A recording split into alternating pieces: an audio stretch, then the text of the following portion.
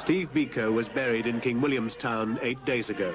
Although 20,000 mourners turned up from all over South Africa, There may be many reasons given as the cause for his death. Some may have said that he might have died from cerebral confusion. There are others who say that he died from hunger.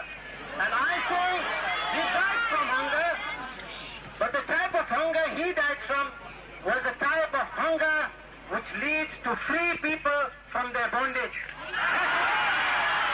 Well, even if he was on hunger strike, I don't think it would have killed him.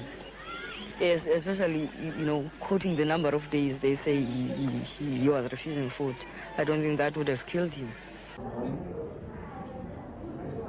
One wonders what the real motivation is. Is it truth and true reconciliation?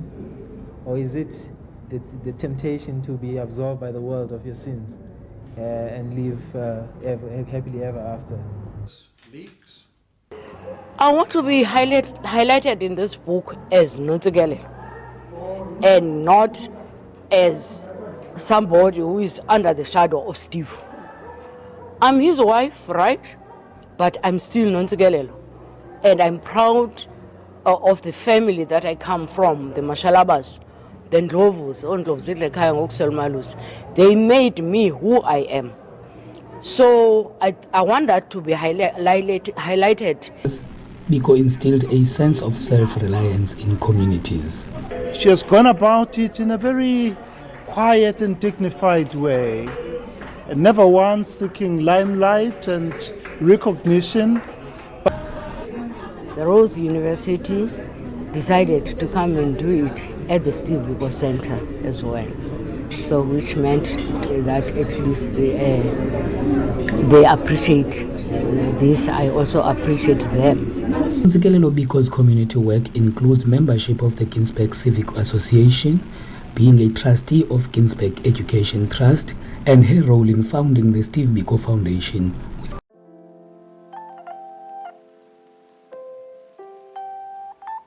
Welcome to an all-new episode of Looks and Wisdom Sundays with me, Oluchi B.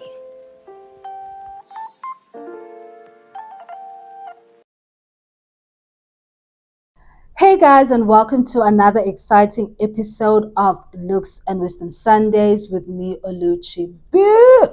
Please say the B, aka the elusive pundit. Honey, how are you feeling?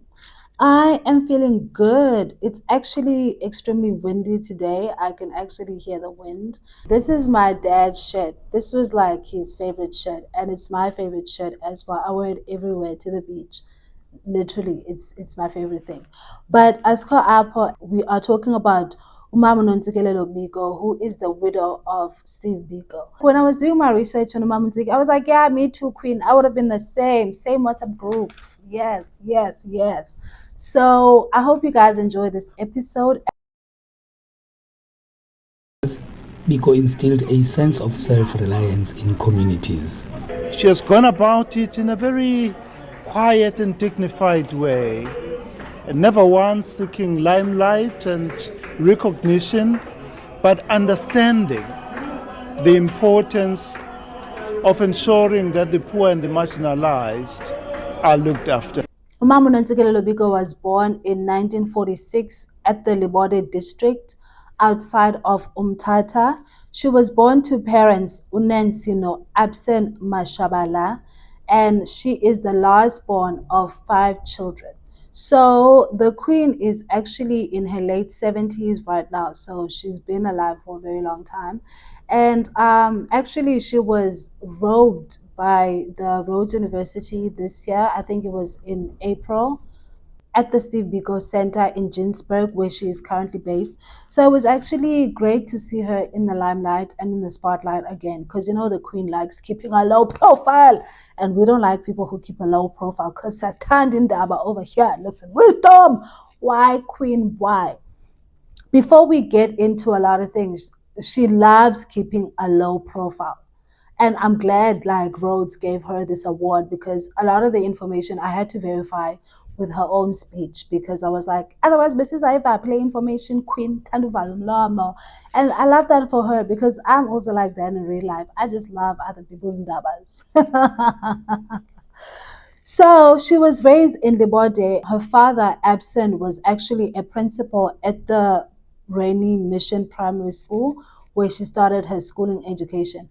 After that, she actually went to 3 additional institutions before she finished her matric. The first one was Dininkosi Primary School.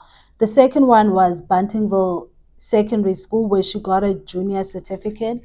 I don't know what a junior certificate is. I don't know what the education system was like back in like 1950s.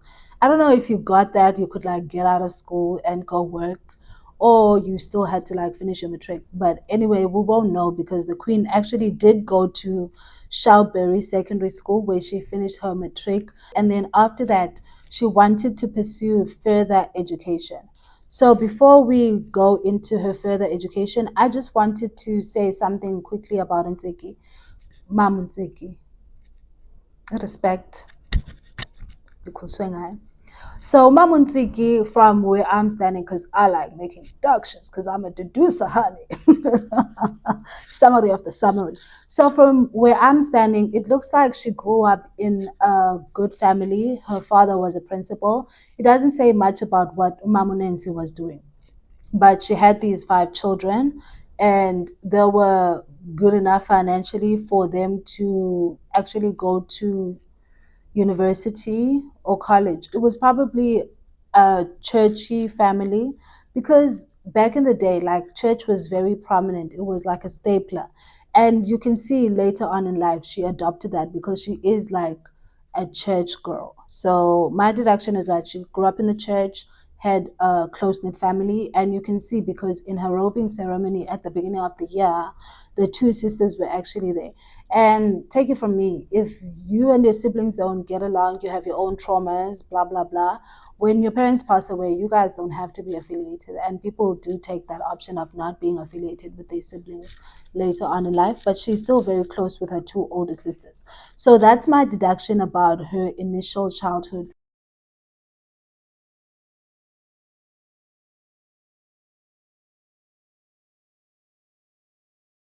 And then in 1966, after finishing her matric, she actually does travel to Durban in KwaZulu, Namandia, Natal.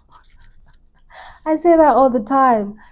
So basically, she went to go do a general nursing course as well as midwifery. There's 2 varying stories about how she actually met Steve Biko.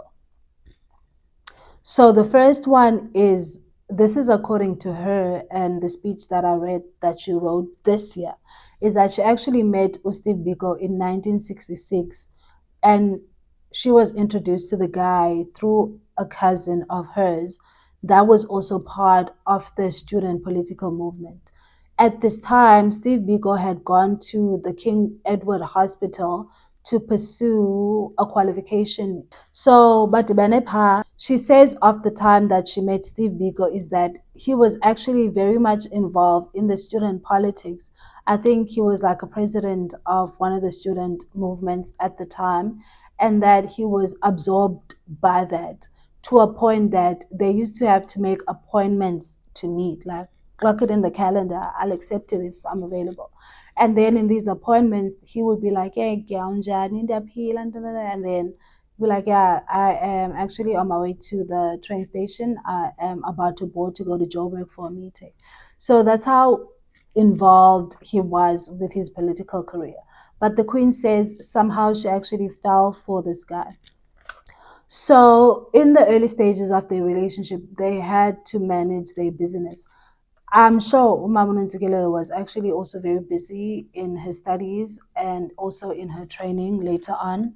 And they did work it out amongst themselves. And actually in 1970, they actually do end up getting married. And then in 1971, they have their first child, Unkosinathi Biko. I'm sure umdala ngoku, so noba ngubhuti Nkosinathi Biko. So that's their first child, born in 1971. We see a completely non-racial society.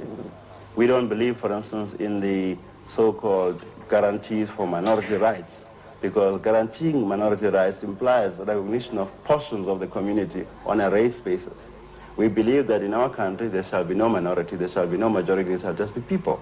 In 1972, Steve Biko starts the Black is Beautiful campaign. This is when he starts getting traction nationally as a anti-apartheid leader in South Africa. And this attention was initially good because the apartheid government was like, yeah, now they finally focusing on being Black, thank God.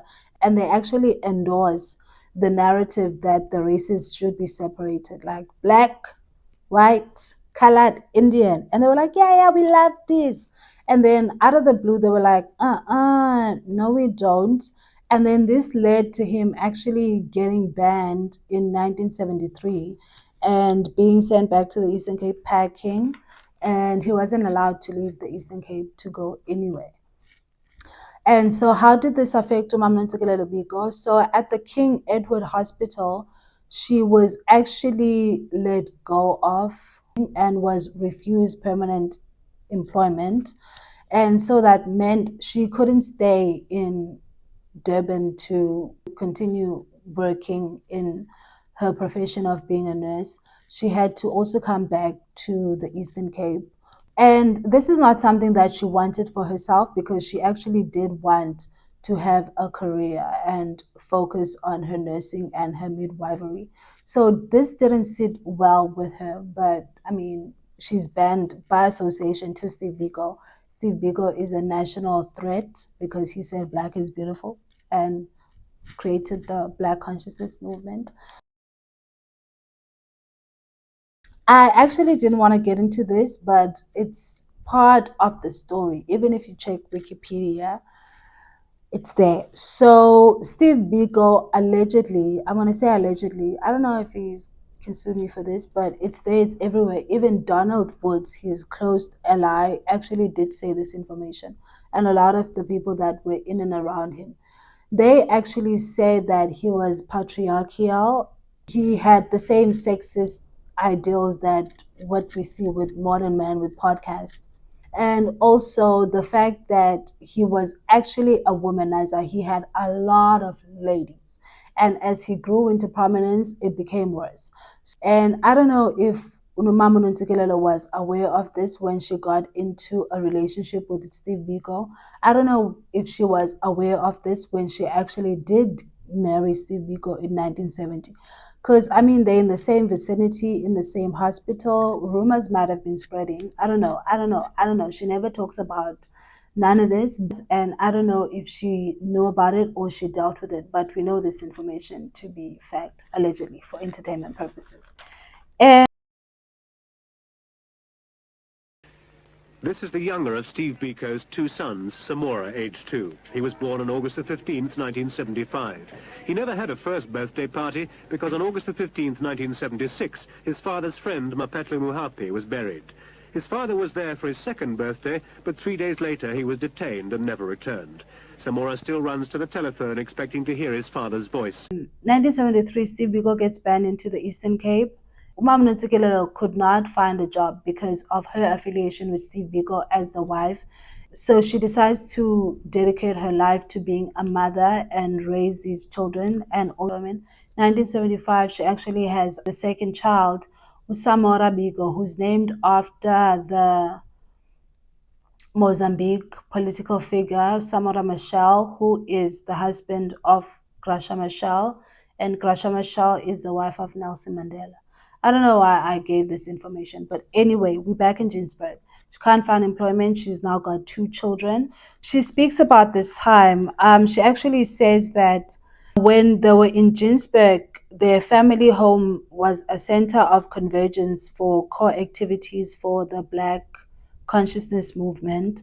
And they used to sit there and talk about these plans. She was part of the plan. So she was privy to the planning and also the implementation of these strategies of the Black Lives Movement. Also in that, she witnessed political raids. She was also, and her family with Steve Biko, under constant surveillance by the police. and the state, and also constant harassment by the state. In this, she also witnessed some of the comrades being killed by the state and the police. So it wasn't a safe time for them, but she decided to stay. And things actually did get worse for them as a family.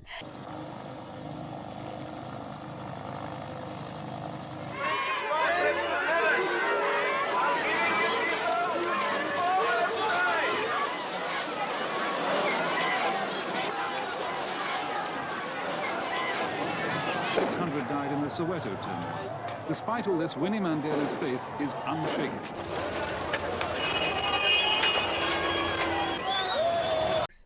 1976, it marked a critical turning point in the Biko family and South Africa as a whole. I think 1976 will always be at the core of most of the anti-apartheid conversations we will have. As a result, Steve Biko was arrested in August and was sent to prison for 101 days. And Nontsikelelo on the other side is literally at home taking care of the children. So she was holding down the family.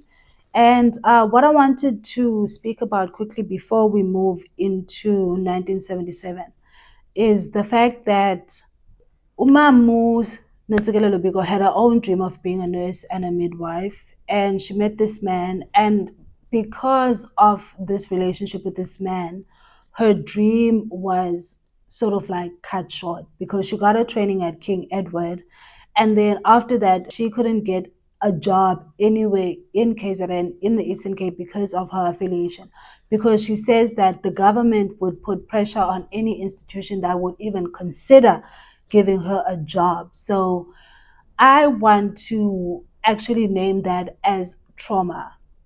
And on top of that, I don't know if she was aware of her husband's infidelities, but all women know, like, it doesn't matter if you know, but you get what I'm saying. So she was dealing with that.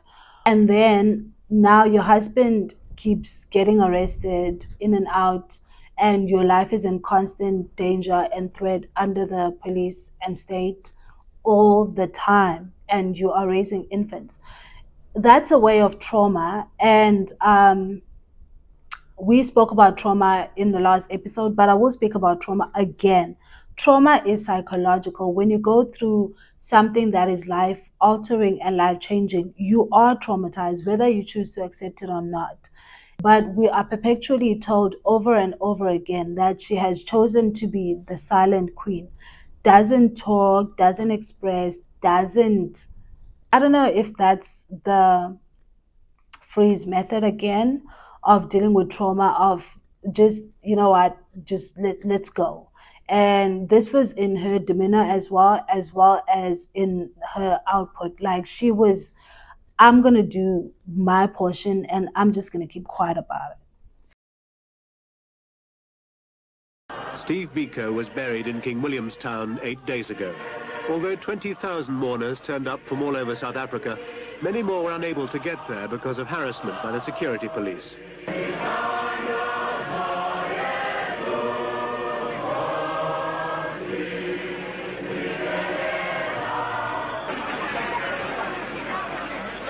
may be many reasons given as the cause for his death. Some may have said that he might have died from cerebral confusion. There are others who say that he died from hunger. And I say he died from hunger, but the type of hunger he died from was the type of hunger which leads to free people from their bondage.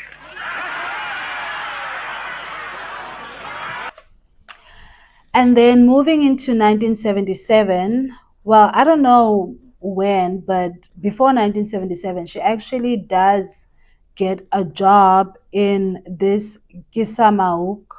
I'm sorry if I'm butchering the name. I didn't learn Afrikaans at all. It's Kisamauk. So back in the day, because of the missionary, a lot of the basic services used to be centered around the churches. So there would be a church and a hospital, a church and a school. So this Kisamauk situation was also like that. So she worked there, and it's not far from where she was staying. I don't know why she left that. Maybe the guys also got threats from the state, and they were like, girl, you're putting everybody in danger, bye.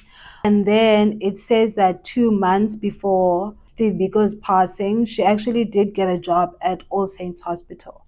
And Steve Biko passed away in September, so she probably got the job around June. So everything cultivated to Steve Biko actually passing away under the police custody. Steve Biko's death sent shockwaves across South Africa as well as the international world. Everything around Steve Biko made international news, and the family was under constant scrutiny, especially because they were not satisfied with the government's reasoning for his death, and they decided to open an inquest, which pushed Nontsikelelo Biko further into the spotlight and public scrutiny.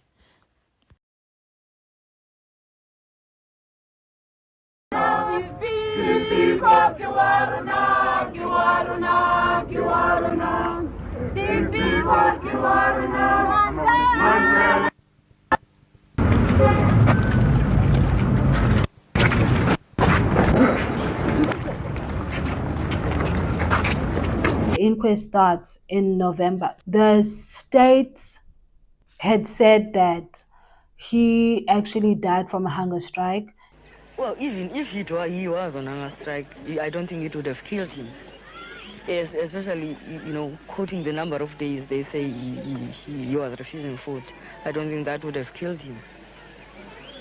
Unless they were giving him bad food. I know he doesn't like bad food, of course.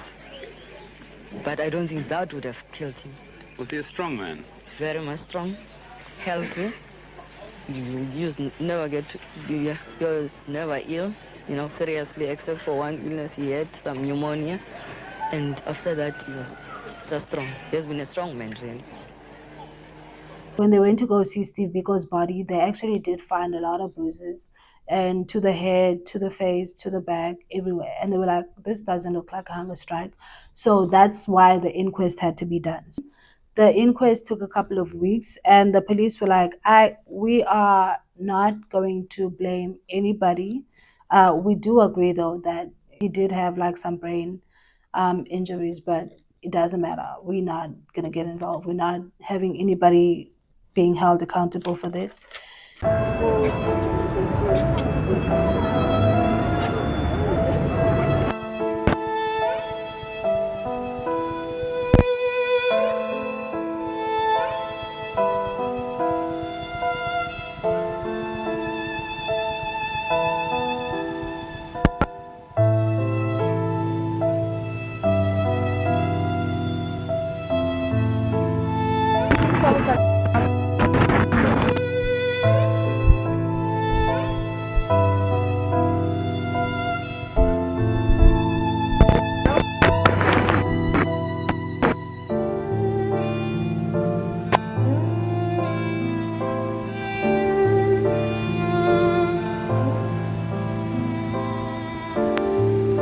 Not only was Mam Tsiki dealing with this as a family, the media scrutiny was there. Her every action was being recorded. So this was no longer just her trying to get justice for the husband. It was her having to look out for herself, her family, and what this story means for Black South Africans and Black people in the world.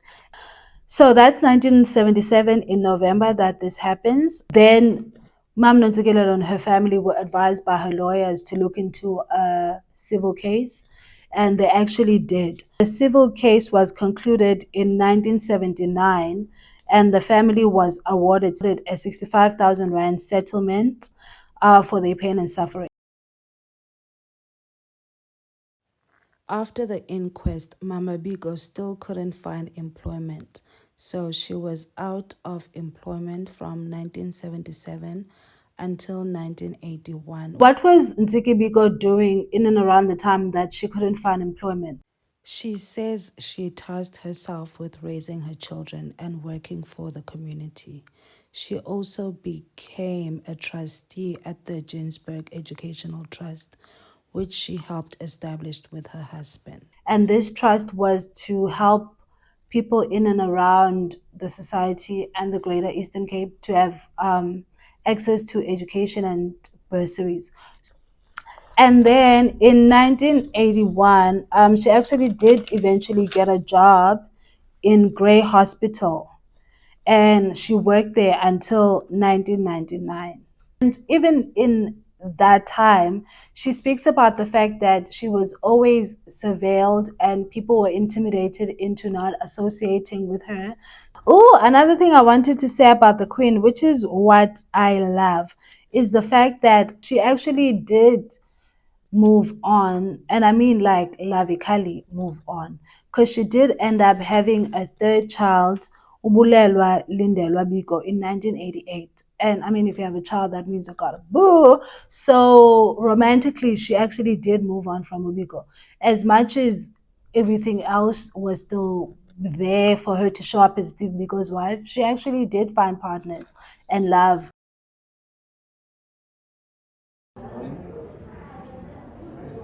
One wonders what the real motivation is. Is it truth and true reconciliation?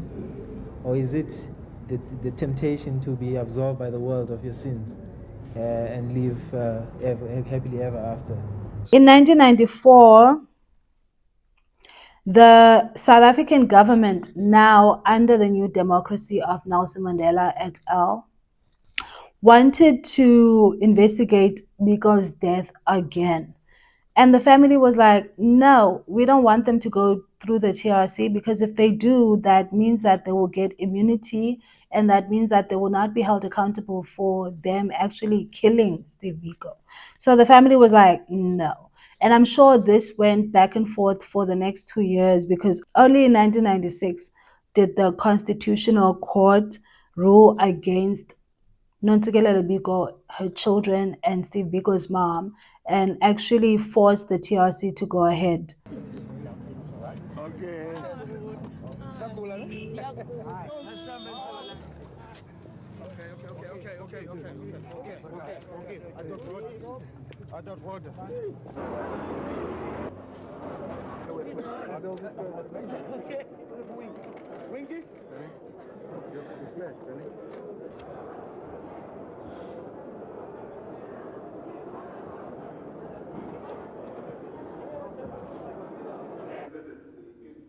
So the TRC went on, and then in 1998, 2 years after, the 5 police who were involved in the killing of Steve Biko were refused amnesty, because the Constitutional Court actually ruled that they actually did this for their own personal interest, and no one from the apartheid government actually asked them to kill Steve Biko. They did this because it was fun, because it's something to do. And then only in 2003, it was ruled again by the Constitutional Court that the 5 policemen who were involved in killing Steve Biko for fun would not be prosecuted because of the statute of limitations. Anyway, I just wanted to show the part that even after Nontsikelelo Biko has moved on with her life, even after she was working as a nurse, even after she has been involving herself in community upliftment projects,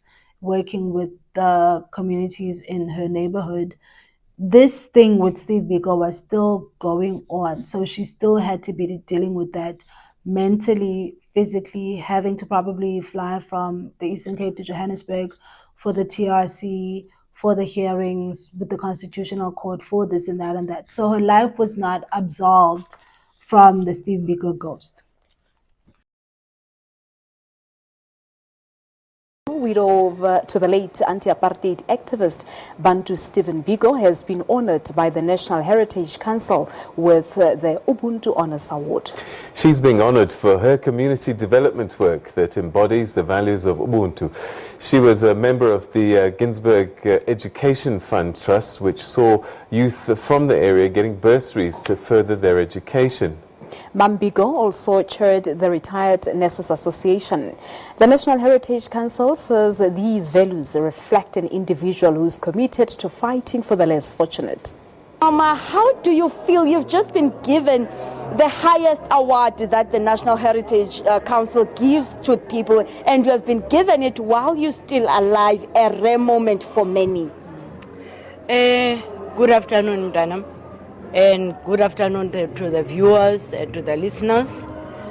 This day to me marks one of those days I'll never forget in my life. Mama, how do you feel? You've just been given the highest award that the National Heritage Council gives to people, and you have been given it while you're still alive, a rare moment for many. Good afternoon, Mdanam, and good afternoon to the viewers and to the listeners. This day to me marks one of those days I'll never forget in my life. I've always been doing things not knowing that people are observing what I'm doing. But today, it shows that people are looking. People can respect what I did or what I'm still doing, because I'm still continuing with the work that I want to do. My passion is about community development. Yes, I was a nurse by profession. As I was saying in my speech, that I'm retired, but I am not tired.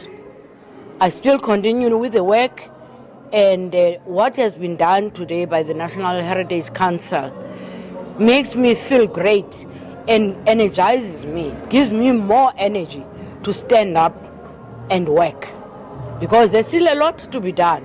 In 1997, before her retirement, actually, she went on a tour overseas trying to look for ways in which she could keep the legacy of Steve Biko alive and to benchmark how to honor an iconic anti-racism, anti-apartheid icon.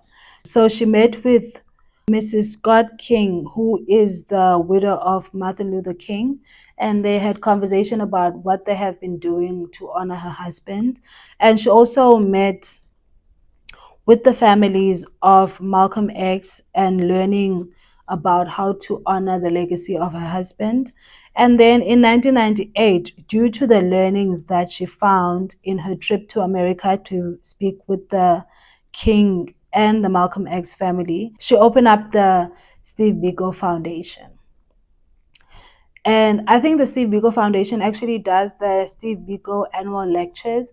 By the way, shout out to anybody who was involved in the Steve Biko annual lectures. I love the annual Steve Biko lectures. Those are my favorite things. Like, I swear to God, I don't see any other legend being honored in that way, where it's contributing intellectually, academically to like the new generation. Those Steve Biko annual lectures are goated, by the way. So I don't know if they ran by the Steve Biko Foundation, but the Steve Biko Foundation is always represented. Umama Nontsikelelo Biko attends a lot of these with her son. And I wanted to say the Steve Biko Foundation was created by Umama Nontsikelelo and her son, Ungosnati. So it's a family affair.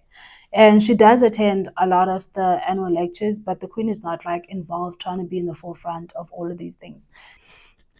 And then in 2012, in November, they actually opened the Steve Biko Center in Ginsburg, where she is based.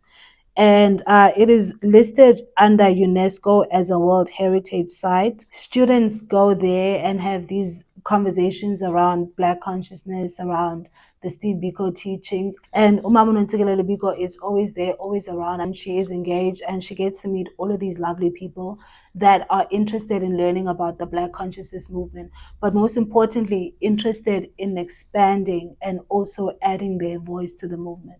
And I mean, that's my favorite thing about this. Since she was honored with the Presidential Award. Mama, thank you for joining us at ENCA. You receiving this award, the Presidential Award at the BMF, what does it mean to you? It really means a lot to me. that there are people who recognize me as a person and the kind of work that I'm doing in the communities, because I'm a community person. I do a lot of programs within the community, not necessarily Ginsberg alone and the surrounding areas of King Lemstar. So to me, it's a pleasure that BMF has decided to honor me in this manner. And then in 2021, she was actually honored with a doctorate in law by the Rhodes University. I'm Mama Nontsikelelo Biko. I was born in Umtata. In fact, I was born in Libode, in the rural areas of Transkei then. I'm a pensioner in nursing profession. I'm involved now with the community work, especially with the Biko Foundation now, and with the Nurses Association in Kingdom Star. And the actual ceremony couldn't take place because it was COVID. She actually dedicated her award to the frontline workers. And this is what she said. It is appropriate to share that honor with the world that made me.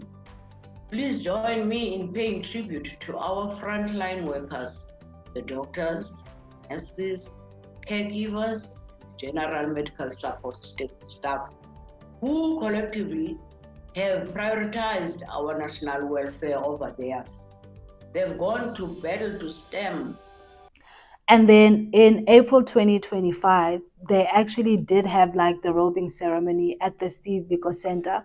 Such a full circle moment of the Steve Biko Center. And it was a great, great day. And a lot of the new generation of people got to see Mama Nontsikelelo Biko in her full regal. And her son was there again, Ngosnat, supporting her mother. The gesture. The Rhodes University decided to come and do it at the Steve Biko Center as well.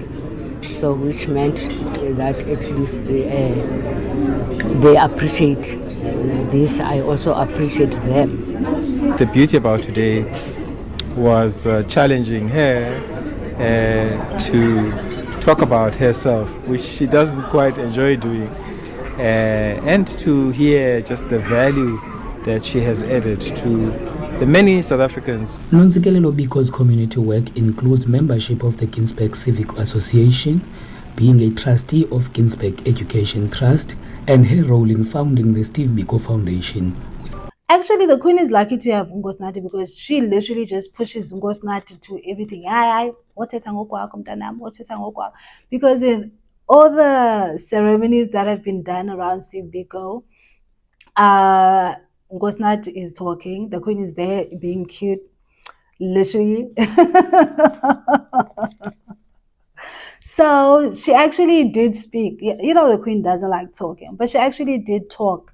And she actually thanked a lot of people, and she was actually just lovely in the speech, and she gave us the chronology of her life. She actually spoke about her involvement in the development and uplifting of her people, and she actually spoke about the work that she's done, thanked a lot of people who have helped her along the way, spoke about the Steve Biko Foundation, the Steve Biko Center, her own personal involvement in enriching other people's lives, from the Black Nurses Society to the women, to the church. Like literally, one of my favorite things about Mama Nontsikelelo is the fact that with everything that has happened around her, she has kept the essence of who she is in everything. And you can't speak about Mama Nontsikelelo. Actually, there's a lady, I'm sorry, it's doctor. There's a doctor who actually wrote her PhD thesis on Mama Nontsikelelo Biko, and her title was called Nontsikelelo Biko, More Than Steve Biko's Widow. I mean, like literally everything that the woman has done has been her at her center. She kept her career going. She still went and fought the system. She won with the civil case. She went again to the TRC. In all of that, she has kept to who she is and her essence. People back in the day used to say she was demure, mindful. Even now, she is demure and mindful. And what I wanted to say about that, because some people view being demure and mindful as like a weakness, but there's so much power in someone who is keeping quiet and sticking to her guns and doing what she needs to do for her own self. She raised those children by herself. She kept her career going. Her children are prominent people. Her son runs a lot of the Steve Biko stuff and also has his own entrepreneur things going. We don't hear about Samora. He is very much keeping quiet. But that's what happens when you're the middle child. You're like, Anfonteta. And then Bulalo has also got a great career. So she raised great human beings. Not once when I'm doing research are we finding things that she's trying to get money from the ANC. She's using Steve Biko's name for her own personal gain. What the Queen has managed to do is be parallel to her husband. Keep Mama Nontsikelelo going, but also keep Steve Biko going. And that's why when I initially started this, I was like, I'm so proud of the Queen, because me too. I love her quiet power. I love her quiet power. Oh, I wanted to add, they actually, as a family, they didn't want to do a monument for Steve Biko, because Steve Biko was that guy who was like, he doesn't want to have like a personality cult following. But they did, and this is what she said, the reason why they did it. Although we've always been reluctant to put a monument around him because we knew the type of a person he was. He was just a down-to-earth person, and we felt it would mean that he's superior to all these people who are lying here. But we decided no, to let go and have this monument erected in his name, so that the young people who always come to this place can learn more about him. I know they are doing so because they go to the center. Sometimes when you go to the center, you find more than 300 learners there who are coming to learn about Steve. Yeah, no, Mam Nontsikelelo is really just a quiet storm. Still waters run deep. And she has managed to be herself, and she has managed to be able to sit next to this giant and also be a giant herself. I want to be highlighted in this book as Nontsikelelo and not as somebody who is under the shadow of Steve. I'm his wife, right? But I'm still Nontsikelelo. And I'm proud of the family that I come from, the Mashalabas, the Ndlovus, they made me who I am.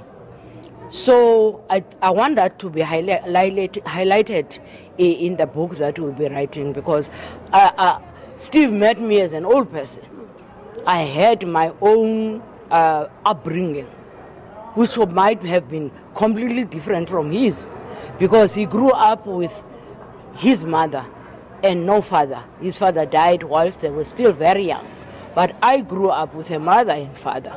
So I've got those family values. And thank you, Mama Nontsikelelo, for all your contributions to the society. I will read a lot of them if I didn't add them in the main recording, because I really want people to see how very much involved you were in the real situation surrounding the Black consciousness movement.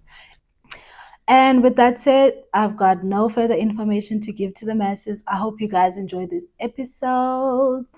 I'll see you guys next week. Thank you.